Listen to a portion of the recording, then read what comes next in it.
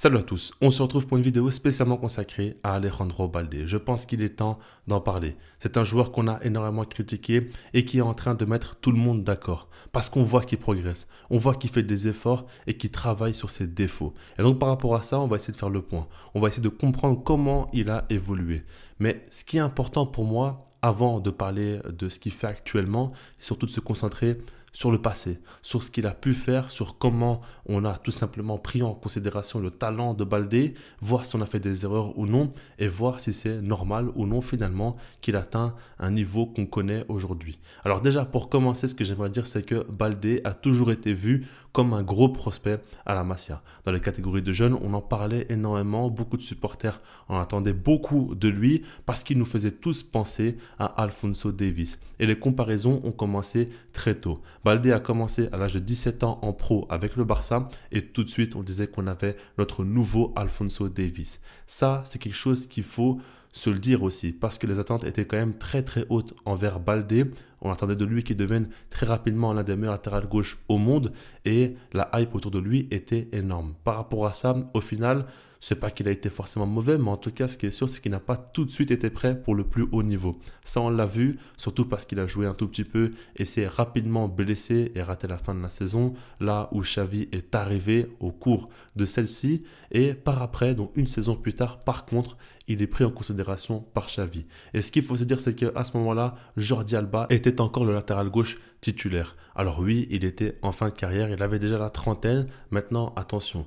C'est sûr que d'un point de vue défensif, il n'était plus du tout au niveau, d'un point de vue mental, compétitivité au niveau de son physique, mais avec ballon. Dans son jeu offensif, ça a été l'un des meilleurs latérales gauche au monde et il s'est imposé, ça a été un cadre du vestiaire aussi du Barça. Ses centres sont d'une qualité exceptionnelle et puis son jeu sans ballon dans ses appels aussi, c'est quand même du très très haut niveau. Donc par rapport à ça, Baldé, lui qui fait ses vrais premiers pas en pro, est face à un cadre et peut-être même une légende du Barça qui est Jordi Alba et va tout de même réussir à s'imposer, à passer devant lui et à mettre en place une défense qu'on n'oubliera pas d'aussitôt, qu'on nommait la BAC. Baldé, Araujo, Christensen et Koundé. Et par rapport à cette défense-là, elle était réputée pour sa solidité. On sait très bien que le Barça encaissait très peu de buts lorsque ces 4 joueurs-là étaient alignés avec Ter Stegen en Liga notamment, qui était très solide. Et par rapport à ça, quand on regarde, ce qui est intéressant, c'est que Baldé, lui, avait un rôle plus offensif que les autres. Parce que lors des phases offensives, Baldé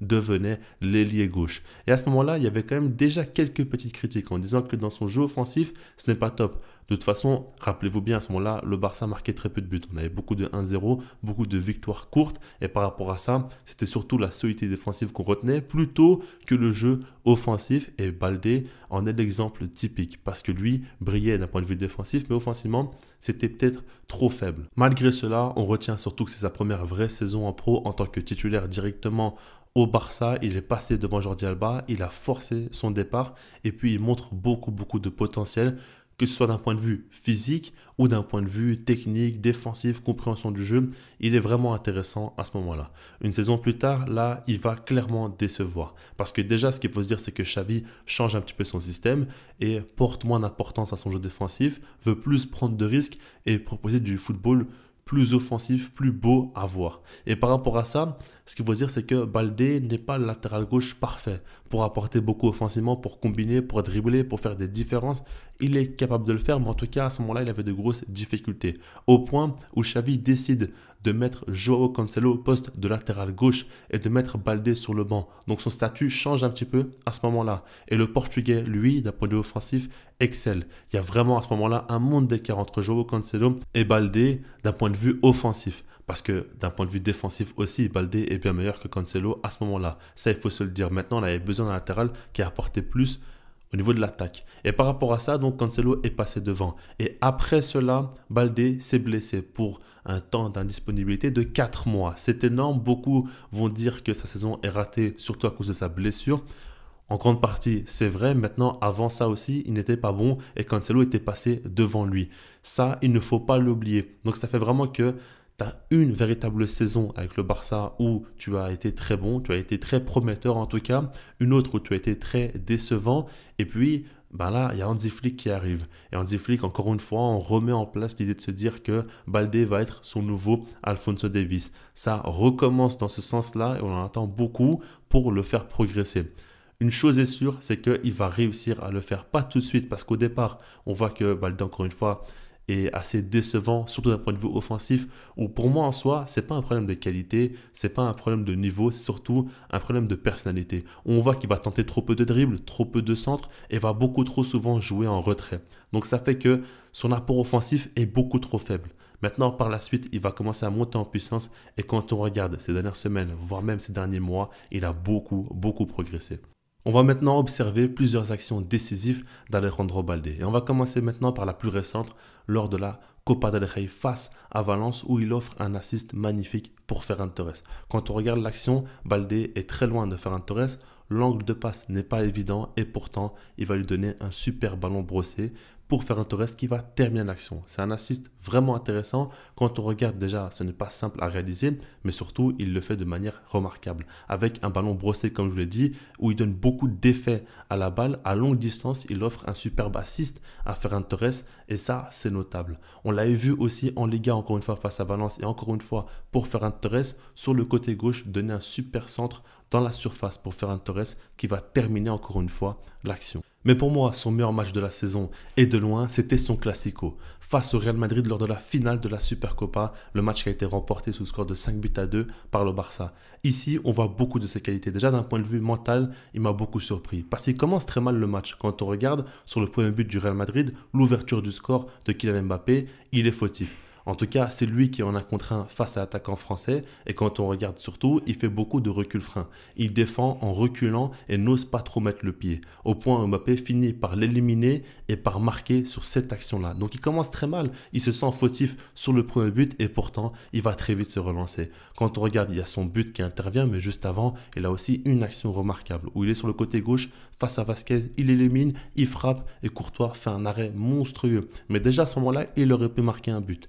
Et puis, il va finir par mettre le quatrième but du match, quatrième but du Barça, surtout parce que quand on regarde au niveau de l'action, c'est une contre-attaque menée par Lamine Yamal avec Rafinha qui va glisser le ballon à Alejandro Baldé qui lui va faire le contrôle et va avoir une super finition face à Thibaut Courtois en 1 contre 1. À ce moment-là, il met son but et il met tout le monde d'accord surtout parce qu'on voit qu'il fait un gros match. On voit qu'offensivement, face au Real Madrid dans un match très important en finale, il est capable de faire de grosses différences individuelles, de marquer, d'être décisif et ça, c'est important. C'est ça qu'on va retenir. Ses ressources mentales et en plus de ça, l'idée de se dire qu'il peut être décisif, il peut terminer les actions. La plus grosse différence de Baldé dans son niveau affiché ces dernières semaines et ces derniers mois, c'est surtout qu'on a un joueur qui prend beaucoup plus de risques, qui montre une bien meilleure personnalité. Et ça, je l'ai toujours dit, un joueur qui a du talent mais qui a très peu de personnalité, ça va faire que son plafond de verre va être très bas. Alors qu'un joueur qui a un peu moins de talent mais beaucoup plus de personnalité, là, ça devient intéressant parce qu'en soi, il y a du travail qui peut être fait.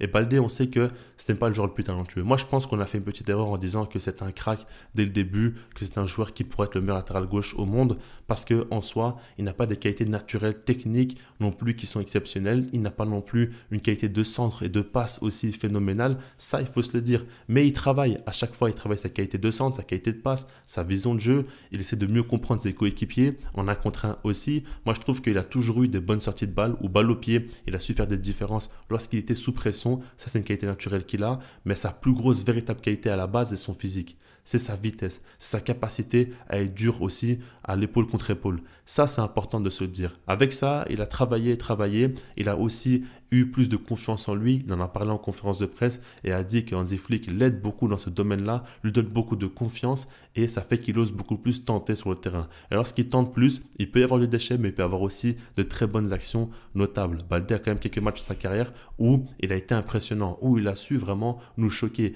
Il en est capable, il peut être décisif, il peut être le joueur qui fait la différence et ça, il s'en rend compte actuellement et c'est important. Vraiment, ça me fait plaisir qu'il prenne confiance en lui parce que c'est un joueur qui travaille énormément, qui a eu plusieurs blessures dans sa carrière, que ce soit en catégorie jeune, que ce soit lors de ses débuts en pro ou même la saison passée, une grosse blessure. Et malgré tout ça, il continue à travailler physiquement et puis dans le jeu aussi. Il comprend ses défauts et travaille là-dessus pour pouvoir progresser. Et en soi, ici, je pense qu'il y a un truc qui est important à prendre en compte. C'est que Baldé, Au début, on l'a vu comme un énorme prospect et puis on a été déçu, on a tout de suite baissé les attentes envers le joueur. Mais ce qu'il faut se dire, c'est qu'on s'est trop habitué à des trajectoires de carrière beaucoup trop linéaires, comme par exemple Pau Cubarsí ou Lamine Yamal qui arrivent en pro à l'âge de 16 ans et tout de suite explosent, tout de suite font partie des meilleurs joueurs au monde à leur poste. Mais ça, ce n'est pas normal. Ce n'est pas des exemples sur lesquels il faut s'appuyer pour les autres joueurs, parce que ce sont des cracks générationnels. Et ça, c'est important de se le dire. Un joueur comme Baldé n'a pas le même talent que Cubarsí ou Lamine Yamal à son poste. Très loin de là. Mais pourtant, il va travailler et finir par réussir à progresser. Et ça, vraiment, c'est très, très respectable. Et par rapport à ça, Baldé, aujourd'hui, commence à devenir une référence. Alors attention, il faut qu'il enchaîne les saisons où il est au top niveau, où il a des matchs références aussi pour pouvoir vraiment s'installer parmi les meilleurs latérales gauche au monde. Mais en tout cas, ce qui est sûr, c'est qu'aujourd'hui, pour moi, il n'y a pas de doute. Le Barça doit construire avec Baldé au poste de latéral gauche et ne doit pas recruter un top joueur à ce poste. Par exemple, Alphonso Davies, il a prolongé au Bayern et tant mieux, parce que si jamais il venait au Barça, il aurait apporté, on va dire, un peu trop d'ombre à Baldé qui, lui, pourrait faire de très belles choses par la suite. Ce n'est pas une priorité, ce n'est pas à ce poste-là qu'il faut se renforcer parce que Baldé n'est peut-être pas encore un joueur qui te garantit un très très haut niveau, mais à l'heure actuelle quand même il est très performant et peut encore progresser. Il est très jeune, il a encore que 21 ans, il a été beaucoup critiqué mais aujourd'hui il prouve qu'il en vaut le coup. Et pour la suite, j'espère pour lui qu'avec l'Espagne aussi, il pourra gagner sa place. On le sait, avec l'Euro où il n'a pas pu jouer par rapport à sa blessure et même il n'était pas encore revenu pleinement. Ce qu'il faut se dire, c'est que Cucurella est passé devant. On a aussi Grimaldo qui fait d'excellentes choses. Maintenant, quand on regarde par exemple Cucurella, c'est un joueur qui n'est pas très régulier. Il peut avoir un pic de forme très impressionnant, mais il n'est pas toujours au top niveau.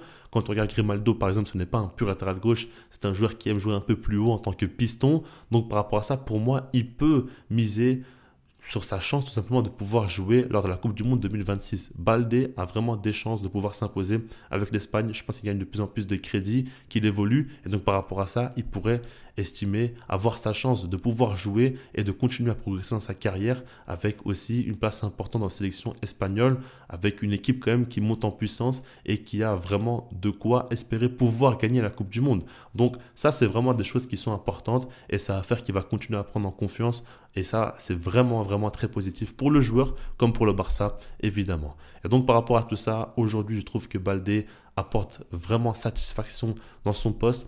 Attention, il y a quand même quelques aspects à travailler encore une fois au niveau de ses centres. Il n'est pas toujours très régulier. Offensivement, il doit continuer à prendre beaucoup de risques parce qu'il ne le fait pas non plus toujours. Mais quand il le fait, il apporte beaucoup de positifs. Et je suis très content de voir son évolution. Comme par exemple Marc Casado aussi. On l'avait beaucoup critiqué, dit que c'était un joueur assez limité, etc. Qu'il était en retard. Au final, non. Il est arrivé, il a mis tout le monde d'accord. Et il a montré qu'il peut être très très performant dans les plus gros matchs, dans les plus grosses échéances. Ça, c'est important. Par rapport à tout ça, en tout cas, c'est une très bonne nouvelle pour le Barça. Dites-moi si vous voulez que je parle d'autres joueurs ou d'autres situations par rapport au club. Ce que vous voulez, dites-moi vous ce que vous en pensez surtout par rapport à Baldé dans les commentaires. Mettez un maximum de likes. Abonnez-vous si ce n'est pas déjà fait. Et puis sinon, moi je vous dis peace.